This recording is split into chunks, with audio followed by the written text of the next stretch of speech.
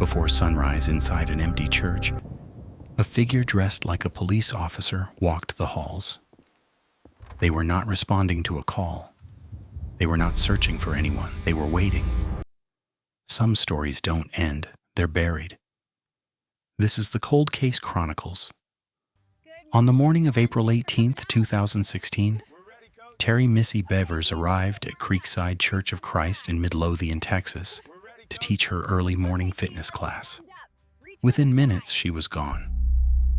The person captured on surveillance footage inside the church, wearing tactical gear labeled police, has never been identified. This is the story of Missy Bevers and the killer who looked like a police officer. Missy Bevers was 45 years old.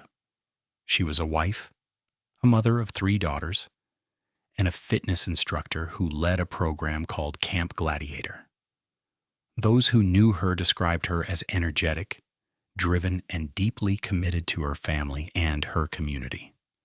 She regularly woke before dawn to prepare for her classes, often held in open parks or church parking lots before sunrise. On the night of April 17th, storm systems moved across North Texas. Rain and lightning swept through Midlothian. Because of the weather, Missy moved her planned outdoor fitness session to an indoor location, Creekside Church of Christ. She informed participants through social media that the class would meet inside the church at 5 a.m. At approximately 3:50 in the morning, security cameras inside the church began recording unusual activity. A person dressed in what appeared to be police tactical gear was inside the building. The individual wore a helmet, gloves, heavy vest, and clothing, clearly marked with the word police. They moved slowly through hallways, opening doors, peering into rooms, and occasionally striking windows or objects with what appeared to be a tool. The footage does not show urgency. The person does not appear to be responding to an emergency. Instead, they move deliberately, almost casually, as though exploring the building. The timestamp shows the individual inside the church roughly 30 minutes before Missy would arrive. At around 4:16 a.m., Missy Bevers drove into the church parking lot. Her pickup truck is visible on exterior cameras.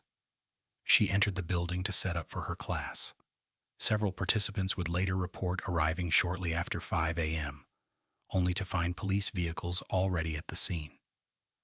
Sometime between Missy entering the building and her students arriving, she encountered the person seen on surveillance.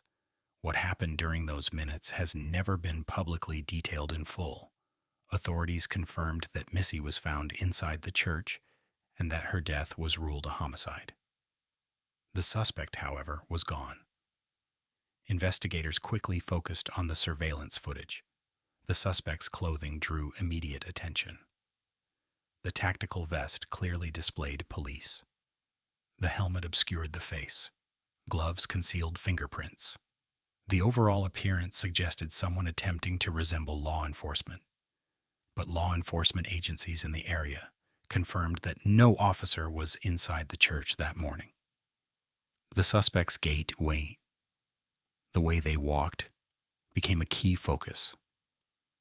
Many who viewed the footage commented on the unusual stride.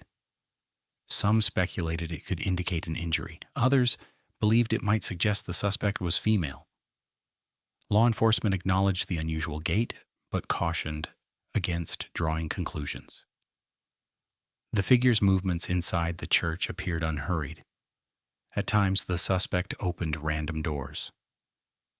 In one clip, they appear to strike a glass window panel. It is unclear whether this was an attempt to stage a break-in or simply pass time. Nothing was reported stolen. This detail raised questions. If the motive was burglary, why remain inside the building so long before Missy arrived? If the target was Missy specifically, how did the suspect know she would move her class indoors due to weather? Investigators examined Missy's digital footprint, social media posts, and recent communications. They explored whether anyone might have known her schedule in advance.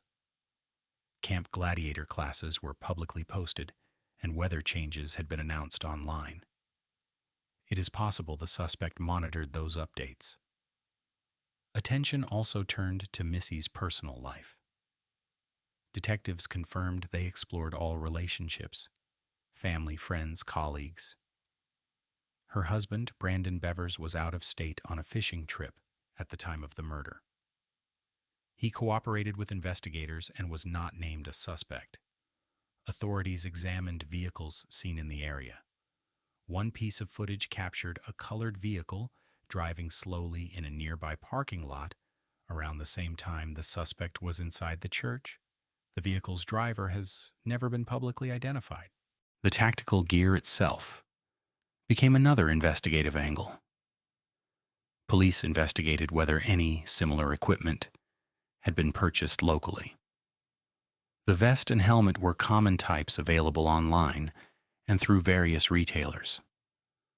Nothing uniquely traceable was identified. The suspect's height was estimated somewhere between 5'2" and 5'8". The build appeared neither distinctly large nor distinctly small. The heavy gear concealed body shape. Gloves and helmet eliminated most identifiable features. Investigators received hundreds of tips. The surveillance footage was widely circulated. The unusual walk became a topic of national discussion. Some viewers believed they recognized the gait. Others speculated about the suspect's gender. None of the tips led to an arrest. The church building itself offered limited forensic evidence. The suspect had worn protective gear. Rain that morning may have disrupted potential exterior evidence. With no clear DNA match publicly announced and no clear fingerprints recovered, the case stalled. As months passed, authorities confirmed that the case remained active but offered few new details. Missy Bevers' family continued to ask for answers. The surveillance footage remained the central piece of evidence, and the most haunting. The suspect appeared comfortable inside the building. They did not rush. They did not panic. The movement suggested familiarity, either with the location or with the plan. But whether Missy was the intended target remains an open question. If she was targeted specifically, the suspect would have needed knowledge of her schedule. If she was not the intended target, then the timing was a tragic coincidence, Missy arriving during what may have been a staged burglary. Over the years, investigators have re-examined the case. Forensic technology has improved. New tips have been reviewed. Yet the identity of the person in the police gear remains unknown. The case continues to draw attention because of its surreal quality. A suspect dressed as a police officer. A quiet church before sunrise. A surveillance camera capturing a figure moving through hallways with no apparent urgency.